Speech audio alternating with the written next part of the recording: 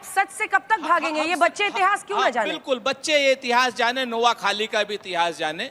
जब वहां हिंदू मुसलमान दंगे हो रहे थे बच्चों, तो महात्मा गांधी वहां पर दंगे शांत कराने जा रहे थे। ना सावरकर गए, ना श्यामा प्रसाद मुखर्जी गए, ना बलराज मधोक गए, अटल जी की तो गिनती नहीं थी, और ना क्या नाम दीनदयाल उपाध्याय गए। हम तो शांत कराने वाले लोग हैं या आग लगाने वाले लोग हैं, नंबर एक। और नंबर दो, व्हाट्सएप यूनिवर्सिटी का ज्ञान अंजना जी सिर्फ 2 सेकंड में अभी कह रहे थे, पता नहीं अभी अमित शाह जी बोल रहे थे। अरे वो अमित शाह जी बोले, सूप बोले तो बोले, क्या बोले, छन्ना जिस 72 छेद, जो सरदार पटेल को 1960 तक जिंदा रखते हो, उनका आप इतिहास ज्ञान क्या करेंगे? भैया सरदार पटेल को आप लोगों ने प्रधानमंत्री नहीं बनने दिया। आज के सरदार पटेल का सबसे बड़ा स्टैचू हम बनाए, जिसका विरोध आपने किया। क्या बात कर रहे हैं? हमें तो डांट देंगे। सरदार पटेल मेरे खिलाफ जो बोल रहे हैं बोलिए, मेरी पार्टी के खिलाफ बोल रहे हैं, सरदार पटेल के खिलाफ ना बोले। अरे हम अमित शाह के खिलाफ बोले, सरदार पटेल के पीछे काहे छुपते हो? व्हाट्सएप यूनिवर्सिटी के सरदार पटेल के लिए क्या किया? सरदार पटेल की खुद की चुप्पी ने क्या कहा? अमित शाह जी 1960 तक सरदार पटेल साहब को जिंदा रखे हुए थे। उन्होंने बाकायदा बयान दिया। ऐसे लोगों की, ऐसी व्हाट्सएप यूनिवर्सिटी के फेक न्यूज है, कटा पिटा वीडियो मत फैलाइए, कटा पिटा वीडियो मत फैलाइए। संसद में बोला था, फेक न्यूज है, पूरा चलाइए वीडियो। संसद में बोला था 1960 तक सरदार पटेल पार्टी कर रहे थे जब हिंदू और सिखों को मारा जा रहा था पार्टीशन के समय। नेहरू जी तो अपने पार्टी में व्यस्त थे। तरीके के लोग, व्हाट्सएप ज्ञान वाले लोग, ये क्या बोलेंगे आकर के? जो लोग अंग्रेजों की चाटुकारिता कर रहे थे, अंग्रेजों को बनाने वाले महात्मा गांधी ने कहा था कांग्रेस को डिसबैंड कर देना चाहिए आजादी के बाद। ये क्या बोलेंगे? आप क्या बोलोगे? एक तथ्य नहीं कोट कर पाए। व्हाट्सएप बोलो, बताओ मैंने कौन सी चीज फैक्चुअली गलत बोली है? बताओ सुरेंद्र राजपूत कौन सी चीज फैक्चुअली गलत बोली है? जो सरदार भगत सिंह का वकील था आसफ अली, कांग्रेस का आदमी, संघ वाले क्या कर रहे थे? कोई बताए? मैं बताता हूं। चंद्रशेखर को मारने वाला मुखबिर, संघ का आदमी। फेक न्यूज कैसी बातें कर रही है? फेक न्यूज सब कहां है? दिखाइए, सबसे बड़ी चीज कोट करिए। नहीं नहीं ऐसे नहीं चलेगा, यशपाल की किताब को बिल्कुल मैं कह रहा हूं, कोट करिए उस किताब के अंदर से, पढ़िए, कोट करिए। वहां कौन हिंदुओं की सुरक्षा कर रहा था? आर्य समाज, हिंदू महासभा, राष्ट्रीय स्वयंसेवक संघ, ये लोग हिंदुओं की सुरक्षा में लगे हुए थे। ये सारे कांग्रेसी चट्टे बट्टे वहां से भाग करके आए थे। और 2009 तक तो इनके कांग्रेस के अध्यक्ष जो है वो ब्रिटिशर हुआ करते थे। ये क्या बात करेंगे? आजादी की लड़ाई, वो कांग्रेस और ये इंदिरा की कांग्रेस और इटालियन नेहरू कांग्रेस, ये तीनों में बहुत बड़ा अंतर है। आज का कांग्रेस वो कांग्रेस नहीं है जो गांधी जी ने तो कहा था कि इस कांग्रेस को विसर्जित कर दो, लेकिन नेहरू को सत्ता। नेहरू किसके संपर्क में थे? ये मैं सवाल आज खड़ा कर रहा हूं, आज तक किसी ने सवाल नहीं है। नेहरू क्या चर्चिल के संपर्क में थे? क्या गांधी ने मजबूरी में उनको उस जगह पर हाथ दिलवाया, प्रधानमंत्री बनवाया? ऐसी कौन सी मजबूरी थी जो कांग्रेस पार्टी में नेहरू को जाया? जबकि सारी की सारी कांग्रेस की वर्किंग कमेटी में से एक भी वर्किंग कमेटी कांग्रेस पे नेहरू के साथ नहीं खड़ा का।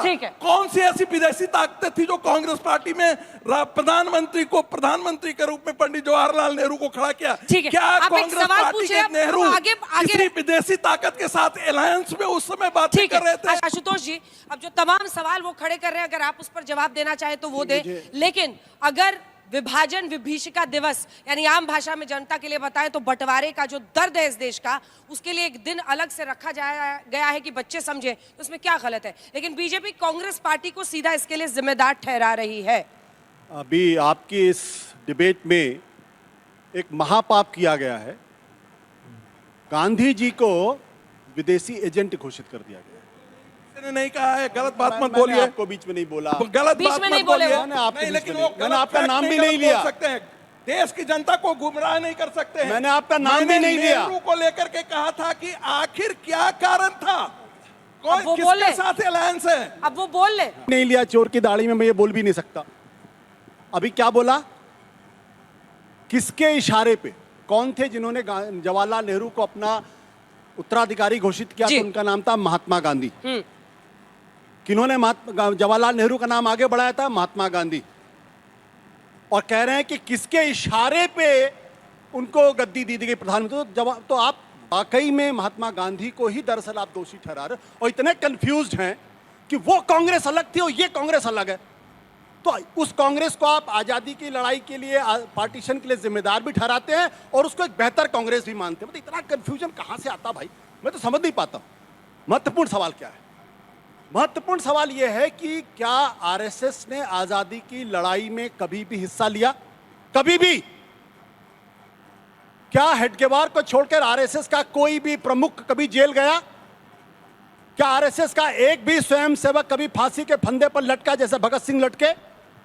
क्या चंद्रशेखर आजाद की तरीके से शहादत दी? एक भी जेल नहीं गया हेडगेवार साहब को छोड़ के, और ये बात करते हैं। उसके बाद जब देश के अंदर दंगे हो रहे थे तो महात्मा गांधी को यह बताया गया कि दरअसल इसमें आरएसएस के कुछ लोगों का हाथ है। ये इतिहास के तथ्य हैं। महात्मा गांधी जी ने बुलाया गोलवलकर को, उनसे बातचीत हुई और कहा कि आप बाहर निकल के इसका खबर को लेके आप कहिए कि ये कंडेमेबल है, इस तरीके से नहीं होना चाहिए। गोलवलकर ने कभी निंदा नहीं की, कभी कंडेम नहीं किया, कभी माफी नहीं मांगी। गांधी जी के ये शब्द थे।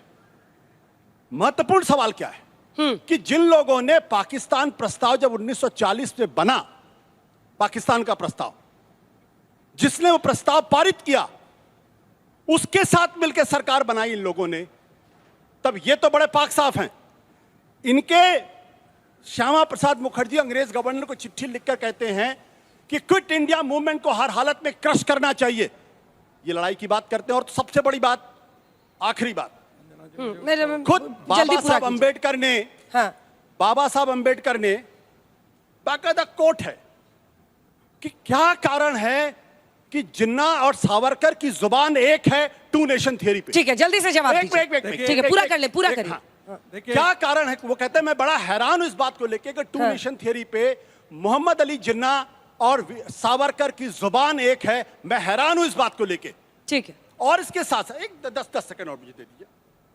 इसके साथ साथ आप जरा इनसे सवाल पूछिए कि आप कांग्रेस को जिम्मेदार आजादी के लिए, पार्टीशन के लिए मानते हैं, तो क्या आप राजेंद्र प्रसाद को भी मानते हैं? क्या महात्मा गांधी को भी मानते हैं? क्या आप सरदार पटेल को भी मानते हैं? क्योंकि ये सब लोग कांग्रेस। डायरेक्ट सवाल था उनका, डायरेक्ट सवाल है, उसके बाद से मैं आ रही हूँ। देखिए, आप लोग हाथ उठाइएगा जिसको सवाल पूछना है। क्विट इंडिया मूवमेंट का विरोध तो बाबा साहब अंबेडकर ने भी किया था।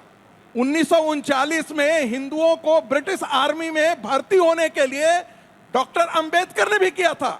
गांधी के तुष्टीकरण की निंदा डॉक्टर अंबेडकर ने भी किया था।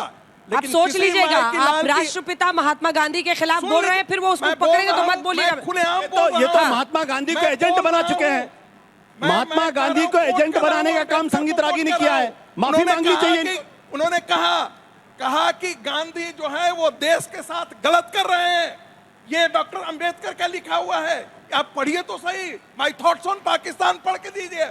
और इसलिए उन्होंने कहा, मैंने तो कहा कि 1886 और 1887 में जिन मुसलमानों को, जिसके बारे में कहते हैं टू नेशन थ्योरी, वो तो सर सैयद ने दिया था 1886 में मेरठ की सभा में। 1940 में किसने दिया था? अरे नहीं था, सावरकर ने उसको डिस्काउंट किया है अगले दिन की प्रेस ब्रीफिंग में। एक बात और, ठीक है, जल्दी पूरा कीजिए, जिसका मैं क्योंकि 2025 में लौटना है मुझे। करके कहा था, मैं जवाब महात्मा गांधी, पंडित जवाहरलाल नेहरू की धारा अलग थी, नेहरू की धारा अलग थी।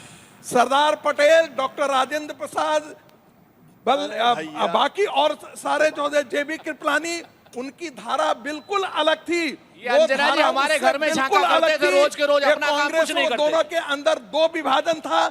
और सरदार पटेल के मृत्यु के पश्चात उस जो राष्ट्रवादी सोच की धारा थी, उसको पंडित नेहरू ने लगभग छोटा सिर्फ 2 लाइन का, छोटा सवाल लेने छोड़ दिया। छोटा सा एक अंतिम बात, राष्ट्रीय स्वयंसेवक संघ के कार्यकर्ताओं ने आजादी की आंदोलन में भाग लिया।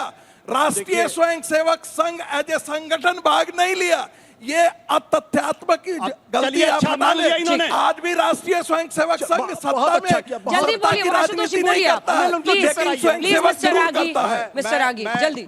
संगीत रागी जी की स्तुति गान करता हूं कि उन्होंने कम से कम ये तो मान लिया पब्लिकली कि आरएसएस का भारत की आजादी की लड़ाई में कोई रोल नहीं था। फिर वही गलत बात। अरे आप ही ने कहा भाई महाराज, मैं क्या बोलूं यार।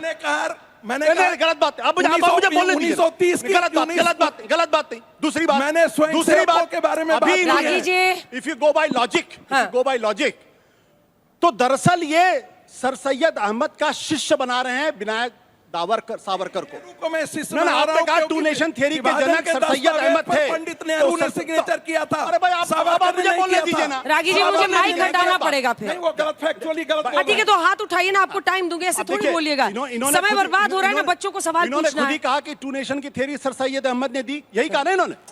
सर और बाबा साहब अम्बेडकर कहते हैं टू नेशन वो थियरी। माना किसने? अरे कांग्रेस भाई, पार्टी ने माना। अरे गलत बात। रागी जी, हिंदू रागी महासभा ने गलत माना। बात, गलत बात, हिंदू गलत। महासभा ने माना। रागी जी फिर प्रोफेसर आप नहीं, आप ऐसे, सुनिए। रागी जी फिर ऐसे सब चिल्लाने लगे, सोचिए क्या तो होगा। जब टू नेशन थियरी के जनक सर सैयद अहमद थे और उसको पालन करने वाले, उसका समर्थन करने वाले अगर विनायक सावरकर थे, तो आप तय कर लीजिए कि आप सर सैयद अहमद की बात सुन रहे थे या ठीक है। महात्मा गांधी की बात सुन रहे थे। मेरा नाम युवराज है और मेरा एक ही सवाल है, आप सभी से सवाल है कि अभी हम 2025 में चल रहे हैं।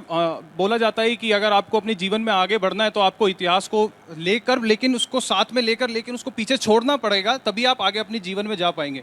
बार बार मोदी जी भी बोलते हैं कि 2047 तक हमें भारत को एक डेवलप नेशन बनाना है, लेकिन अगर हमें डेवलप नेशन बनाना है तो हम जिस ट्रैक पे चल रहे हैं, जो हम अभी डिबेट्स कर रहे हैं, तो क्या उससे हम एक डेवलप नेशन बन पाएंगे? Valid question. आप आगे की बात करते हैं तो फिर विकास कैसे होगा? क्यों नहीं मैनेज किया? मैंने हाँ, फिर से मैं आपको बता देता हूँ, आपकी हमने सरकार बेटर, थी। चूंकि हमारा है, हमारी सरकार थी, हाँ। तो जिम्मेवार हम थे।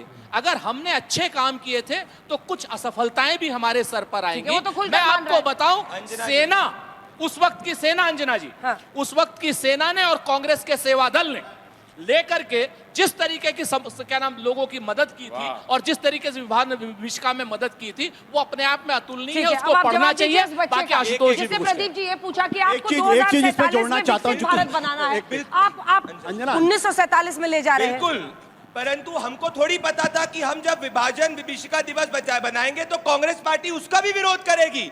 ये तो अरे अपने भाई, तुष्टीकरण के नाम पे हर चीज में राजनीति ये करते हैं। तोड़ने आपने वाले बिल्कुल लोग सही हैं, कहा, तोड़ने मैंने की आपके क्यों बीच में बात इंटरप्ट नहीं करते किया हैं? था। त्रासदी अंजना जी दिवस को मना कराइए। लो, अंजना जी, अब वो बीच में विभाजन बोल रहे हैं। विभीषिका अब वो दिवस बीच क्यों में बोल मनाते रहे हो? हैं।